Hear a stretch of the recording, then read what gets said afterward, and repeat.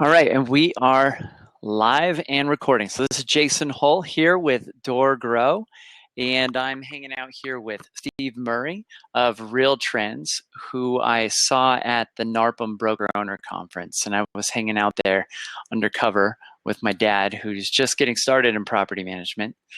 And if you're not familiar with DoorGrow, we help property managers with branding, website design, and other goodies. And so, Steve, welcome to the DoorGrow show. Nice to be here, Jason. And why don't you tell us, give us a little introduction about yourself and Real Trends. Real Trends, we're in our 30th year. Primarily, we are a consultant, research firm, and publisher to residential real estate firms, brokers, property managers, some top producing teams, and companies that serve the industry. We have about 54,000 readers a month on our publications, and we have about a dozen CEO conferences a year, which we've been running for many years. We rank the top brokerage firms and the top agents and teams in the country, and generally, try to stay busy, helping people with their businesses. So in short, you guys are really well plugged into anything to do with trends in real estate and what's going on in real estate in general, as well as property management. Yeah, I mean, the residential real estate field, we don't know atom about commercial real estate or land development per se, but brokerage, property management, real services related to those businesses, we got a decent amount of knowledge about them. Fantastic. So one of the topics that you spoke about at the NARPM Broker Owner Conference, which was really interesting, which was red meat for me being in the industry as well, was what you kind of foresaw based on your data as to the future of property management. So I'd love to get into that. And feel free to throw out numbers because I love that stuff, and I know you guys are all about that stuff. So tell us a little bit about what you see as some of the key things that are going to be happening with property management here in 2016 and beyond. Well, you start with some basic demographic fundamentals. You have over 1 million new households a year being created in the country. We have homeownership rate has fallen from 69% 12 years ago to about 63.5% now. I mean, for people who don't understand aggregate numbers, that's a shift of about 6 million or so households that once would have been in homeownership are now not owners. But people still have to find a place to live. Increasingly, we find people are looking at scattered single-family homes, if you will, or duplex to quadruplex to live there, particularly Generation X or Gen X and millennials. The homeownership rate among boomers and traditionals is still as high, if not higher, than it was years ago for that generation. Boomers or Gen X and millennials are 4 to 7% percentage points lower in home ownership than the boomers were at their ages. We're seeing affordability issues. The job market for young people is not as good as it once was. Household incomes are growing only slowly over the last 7 years, about a little less than 2% per year, while housing prices are going up 6 to 10% a year. So young people are having a hard time getting into their first home. Mortgage underwriting standards, the requirements for down payments. You've got the student loan debt issue with young people who have to include whatever student loan debt they have. All of it adds up to younger people want to live somewhere. They may cohabitate with members of the same sex or opposite sex. They may be married without kids. They may be married with kids. Doesn't matter. A lot of young families cannot afford to get into home ownership as soon as their predecessor generations. What that means is we now have I think in our report, we identified the fact that there are some 14 million single-family residential investment-owned properties and another 7.7 million duplex to quadruplex units owned by investors. Best we can determine, the information is kind of sketchy, but it looks like that's about double the number it was 15 to 18 years ago. Okay, so it's doubled, and it's not slowing down, is what you're saying. No, it's not. And as you saw in the conference, the NARPM conference, when we did a very unscientific informal poll of 600 property managers in the room, and we asked them, well, is most of your business privately owned single family investment? You know, people like me or you or people we know own 2 to 6 to 10 units. And all the hands went up. That's their primary customer, particularly as they get to 5 to 10 units. And then we ask them a key question. How many of your investors are selling their investments right now? I think 3 hands out of 600 went up.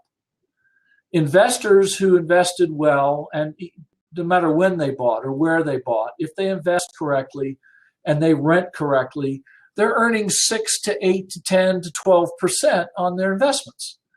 Well, if you sell and take a gain, first you're going to pay capital gains taxes on it, unless you, of course, do some kind of 1031 exchange. But where are you going to get 6 to 10% returns if you sell those today? Where are you going to get that? And there's no place to get it, you know, where you rest as easy as you do in single family or small multifamily projects. So we see a confluence of events, basically. We see a growing number of Gen X and millennial families being formed, households being formed. They want a place to live. They want to get out of mom and dad's house. There's still a record number of millennials living home. Still a record number. They don't want to be there forever. They want to have their own place. And so you've got that. You've got investors holding huge numbers of entry-level single-family homes. And so people are going to be renting longer than perhaps in prior times. And what that means is the market for single-family residential or 2 to 4 family residential is going to continue to be very strong for investors, which means it's very strong for our residential property managers. And we pointed that out in our it's all the demographics point to a very healthy market for single-family residential property management. So let's talk about property management as a whole, like bird's eye view, because I think a lot of people don't. Property management is sort of a newer category in business. I mean, back 10, 20 years ago, property management as a category almost didn't exist. Like people would just say they were such and such realty. Right. And even if their core business was managing properties. And there's been a shift I've seen that this is developing and evolving into its own sort of category, separate from brokerage. And so how do those compare? Well, I think when we did our research, let's do an aggregate look. Brokerage is a $64 to $65 billion revenue business a year. Property management is $38 to $39 billion. It's a huge business. Why is this coming to pass, though? As people like myself, you know, if I have 2 properties in a managed community, I can handle that, 2 or 3. If I get to 4, 5, 6 properties, handling the rental, collecting the money, maintaining repairs, you know, about that point, what you do, if you're that well off, you can afford that number of properties, unless you're really a great handyman and you got a lot of extra time, you're going to hire someone to start doing that for you, because it just becomes a bit overwhelming, other than, like I said, somebody who really has the time and is a good do-it-yourselfer, knows how to take care of things. Yeah, I mean, and those are the ideal client for property managers. They love the people that come with multiple doors. Oh, yeah, absolutely. So you get above 4 or 5 doors, you're going to start seeing more and more of those people will shift to using a property manager. And, you know, and then on top of that, we have this phenomenon of, you know, the vacation by owner, vacation rental by owner. You have Airbnb. You have all these different kinds of property now going into rental pools. Short-term vacation rental, intermediate term, seasonal rentals. you've got this whole group of people that are property owners that are renting on for varying terms. I mean, and we shouldn't overlook that because that's a big part of the market as well. Yeah, I've noticed that in clients that are in coastal areas or resort-like areas, vacation rentals is a big part of their business, and they have really nice margins on those properties. Of course, the work is a lot steeper because there's so much more turnover, but they can get some pretty good margins off their clients. Yeah, I talked to a brokerage client of mine last week, and they're a large residential brokerage company, but unknown to the outside world. Over the last 20 years, they now are managing 7,600 single-family rentals in their property management company, which is a very large residential property management company, and they have over 2,200 vacation rentals. Adds up to a very large business, which if managed correctly, is very profitable on top of it. Right. And so we see that demographics are going to drive the demand for single-family investment-owned properties and the rental of those, along with vacation rentals. And yes, most people, maybe they can manage one or two. But as we know, these have become a great investment class. And as we see more and more people looking at them that way, as they own more than four, call that the magic point, they're going to want somebody to manage those for them. So there's a great opportunity for well-run residential property management companies. So if the residential rental market is growing, you're saying this is going to drive the demand for this. What about inventory? Well, as we found in our very unscientific study, investors are not in a habit to sell an 8 or 10 or 6 or 8 or 10% earning investment, cash on cash return, for money market funds paying 0.5 point or bond funds paying 1.5 to 2 with a lot of downside risk if rates go up. I mean, we appear to be for this industry a great opportunity, because what else is going to happen next? And I mentioned this at the conference because I've seen it happen in residential brokerage. What you're going to see is consolidation. Right. You're going to see, and this is going to be led, it could be some national firms. I mean, we know that some of the larger firms like Berkshire Hathaway Home Services and Realogy are very open to acquiring residential property management. But what we're seeing more of the action is at the privately owned regional brokerage level. I mean, a large firm in Tampa now has a portfolio of 1,900 homes. A large firm in South Carolina started from scratch 8 years ago and now has 1,700 homes. And they're doing some of it through acquiring small property management companies that have 100 to 150 to 200 doors, where maybe the couple, husband, wife, or two brothers have owned it and they're off doing something else and they want to sell it because it's time intensive. Residential property management, don't get me wrong, is not some simple business where you show up at 9 in the morning, go home at 3 and call it a day.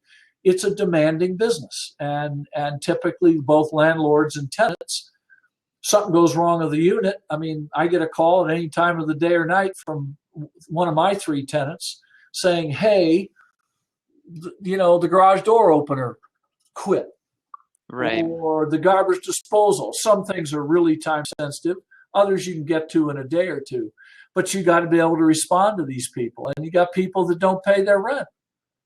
So the barrier to entry you had mentioned also is relatively low for property management in a lot of different states. And so there will probably be a lot of people coming into property management starting boutique property management firms. I would think so. Now, you do have liability. You do have to be very, very strong on your accounting, your insurance, your escrow accounts, all kinds of factors. You have to, it does take paying attention to the details of the business.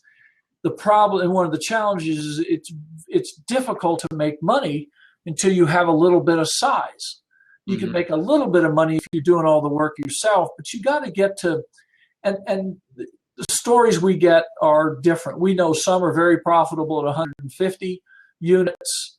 But realistically, it's 200 and more before you really start making, reasonable returns in owning that kind of a business. The nice thing about this business economically is it scales very nicely. That is, you can expect to earn better margins the larger you get.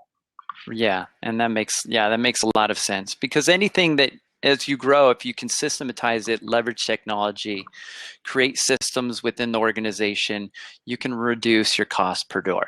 Yeah, pretty absolutely quickly. right. Yeah. Yeah, absolutely right. So that was one of the challenges that you had mentioned also, is that staffing costs are increasing in general in the marketplace. And so for property managers, this will be a challenge moving forward. There's great opportunity. It's going to be blowing up. But it seemed to be that you were suggesting that those that have the best technology will be the ones that are winning. Yeah, well, you've got to have information systems to track your rentals, your repairs, because your landlords are going to require it. They want to report on what's going on, when the money's coming in, what the expenses were, and you can't scale without a system to do that. On top of which, as I mentioned at the conference, the demand for entry level or mid-tier level employment, the compensation of these people is rising, because good people that can take care of stuff like a property manager, they have to be reasonably intelligent, they have to be diligent, they have to know how to use Excel or a CRM system or a transaction management system, or they have to be able to learn a property management system that manages all this. They have to deal with customers over, landlords and tenants over the phone. They have to know how to use credit or tenant screening services, and the regulations coming out of HUD on what criteria you can use to accept or reject a potential tenant. They get more complex. So this is not necessarily a $10 an hour job anymore. Right. And there's a lot of room to screw things up. Oh, and the liability's big. Yeah, is awful. The liability is awful. I mean, I thought I could handle installing a new light switch till I found out that if I didn't do it correctly and something happened in the house, I'd be exposed to enormous liability. So that's when you hire a bonded electrician. But it's one thing if, like I said, if you have one or two or maybe 3 units. If you're talking about 6, 8, 10 units, there's always stuff that's going to go on. Right. And either you can do it yourself and you feel comfortable, or you got to have somebody managing it. Now, let's suppose you're a property manager and you're managing 1,000 of those units. Yeah. So another question I have is, a lot of investors out there get really attached to the idea of flipping houses. Like, it's just so buzzworthy, and there's so much conversation about flipping, even in the whole auction market.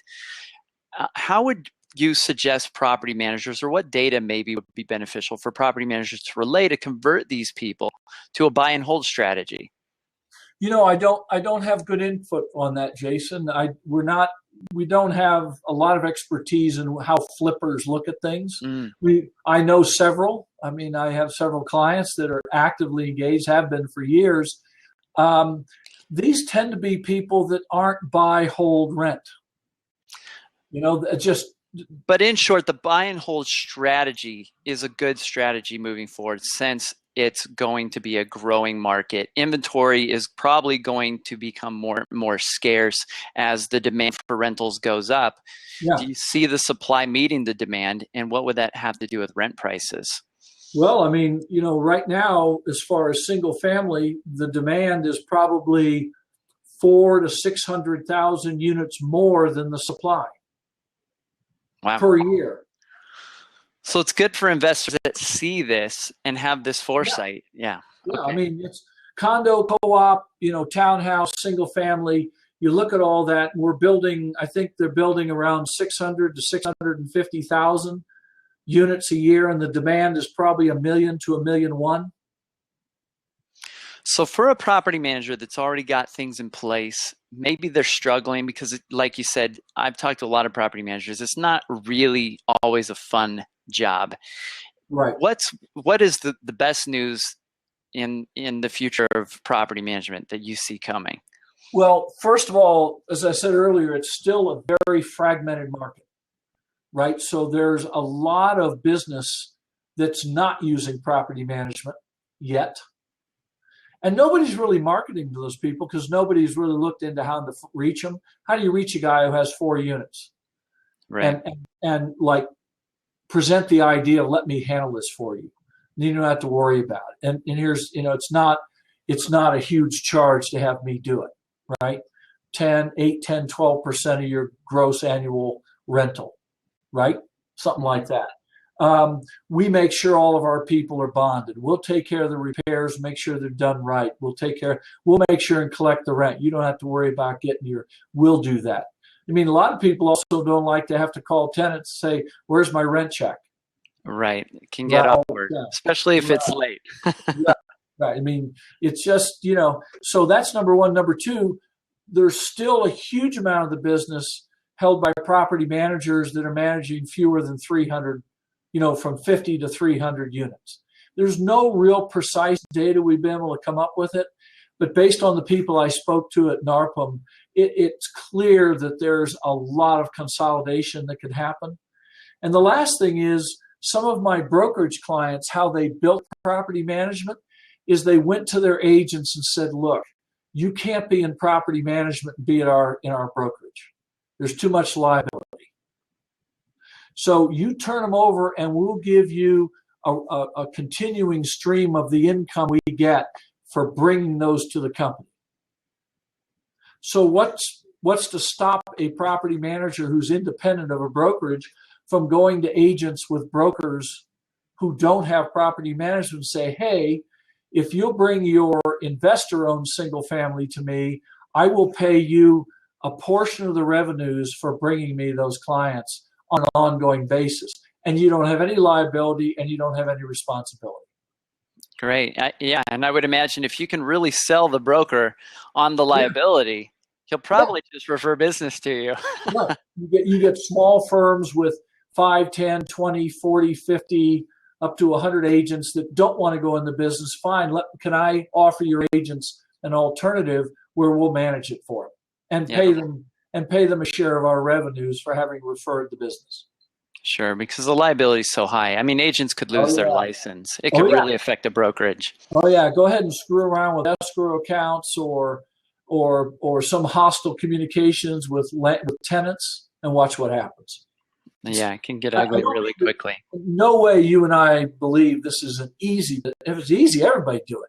Right. But what we're saying is it's an industry in its infancy. The rules of the road are known pretty well. We know the economics of it. And now there's an opportunity out there to build a decent-sized business that will produce really good returns. So looking at brokerage, would it be possible to extrapolate? Because in brokerage, you've got a certain number of properties, and I think you sort of mentioned this, that they start out as for sale by owner, but then when they actually go to sell, they list with an agent. Most typically, yeah. Property management being kind of a new wave and a new sort of concept and idea that maybe is largely untapped. And so how do you see that maybe in the future playing out? Because there's a huge rental market. There's tons of rentals. There's tons of landlords out there. Property management is probably a really small percentage of that so far. Yeah, I mean, nobody has exact numbers on how many investments, scattered single family investment is owned by people that own 2 or less, who aren't using property management. My instinct from everything I've read says it's a huge part of the market, right? So are those people going to stay with 1 or 2? Are they going to get out of them? Or are they going to sell? Or are they going to add more because they've had some success? The minute they start adding more, and especially we get to that 4 number from prior research we did, the invaluable investor, we find that people then tend to flip to using property management. They tend to do that.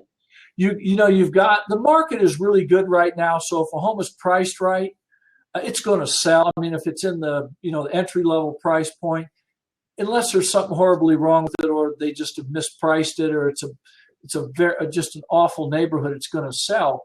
So we don't see a lot of inventory in that entry level area where you find most of the scattered single family investment is in the lower fourth of the marketplace in terms of price, right? Okay. That's where you're going to find most of them. There are middle and high priced homes that are rented, just not nearly the units that first quartile is. So the key thing for property managers and the opportunity is that, you know, you've also is primarily that entry level market. And what we haven't seen yet, interesting enough, is somebody marketing to, going in and buying new homes from developers and going with the purpose of turning them into rentals. And that would be interesting. Yeah, we haven't seen somebody goes and says to a builder, "I'll buy the first 4 of those units. I'll buy them." And do you think that would be a good advantage for property managers to go ahead and start doing something like that if they have the funds? I think to let a builder know that you're available to any investors who buy these, that you can handle their management for them, is not a bad idea at all. That would be a good strategy. Yeah. So the other interesting thing that you pointed out at the conference, which I thought was pretty fascinating, was the fastest growing group of renters, which I don't think we've even mentioned in this conversation yet. Over 55 group. So now you mentioned there if they're over 50, the over 50 crowd, fastest growing group. Now, does that mean that they are a significantly large group? Well, I'm looking at my data here. The over 50 age group, the rise was from over the last, I guess this is 5 years, 10 million to 15 million. This is in the last 10 years. So that's how does that compare to the market as a whole? Because I don't have I'd have to go look for it. But yeah, it is, according to the Joint Center for Housing Studies at Harvard and other sources, the over 50 age group rental went up by 50% in the last 10 years, from 10 million households to 15 million households, and it accounted for half of the growth in rental households in the last 10 years. That's a really big deal. Right, huge deal. So what are people doing? They're people like me, perhaps. My wife and I, we're going to sell our big house. Now, do I want to immediately buy another one? No, you probably want some flexibility. Might want some flexibility. I may want to do that for a few years until we really see, are we going to stay here? Are we going to move to the Sun Belt? Are we going to go to Arizona? Are we going to stay in Colorado? You've got all kinds of people making those decisions. Plus, which kids do we want to be near? Right. That's exactly right. Yeah. And let's keep in mind, 07, 8, 9, 10, people got bludgeoned. Their equity in their house got clobbered. Now, if you're older and you're thinking about retirement, the last thing you want to do is risk your equity. Right. The last thing you want to do. And as you get, and keep in mind, over 50 encompasses a lot of people, 60, 70, and older, who they don't want to deal with yards. They don't want to deal with repairs. They want somebody else to deal with all that stuff. Sure. Yeah, just don't want it anymore. But the thing you also mentioned about them is they're great renters. Tend to be. They tend to be from the old generation where you pay properties. They value the property. So I thought that was a really interesting thing. And I haven't really noticed property managers targeting that group for renters. No, myself and some of my friends here in the Denver area, our best tenants are in their 60s and 70s. I mean, they don't, as long as you take care of what needs taken care of, the rent check arrives right on time every month. Yeah, fantastic. So I love that. Cool. So, Steve, I really appreciate you coming out here on video and audio here, hanging out with us on the DoorGrow show. So it sounds like, as a whole, property management's future is bright. Yep. It's changing. It's fragmented and there's consolidation. It's still a growth business. And as you get to scale, it's a profitable business. Sounds with fantastic. with a large demand. So it sounds like there's a good opportunity for property management. Big opportunities for those that can figure out how to do it right. So Correct. Jason, fantastic. thanks for having me on. Hey, I really appreciate you coming Yep. out, and I'm excited to see what new stats and numbers you come out with in the next year or two. We'll do it again next year if they have us back. Awesome. Keep us posted. Stay well. All right. Thanks. Bye now.